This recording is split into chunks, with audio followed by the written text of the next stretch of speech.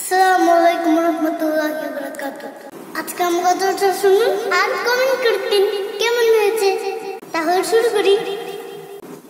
ওই চাঁদ শুরু যার তারকারাজি, আসমান জমিন আর বৃক্ষরাজি।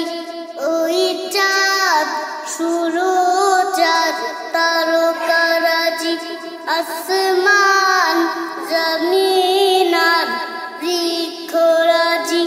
সাগর নদী পর্বতরাজি,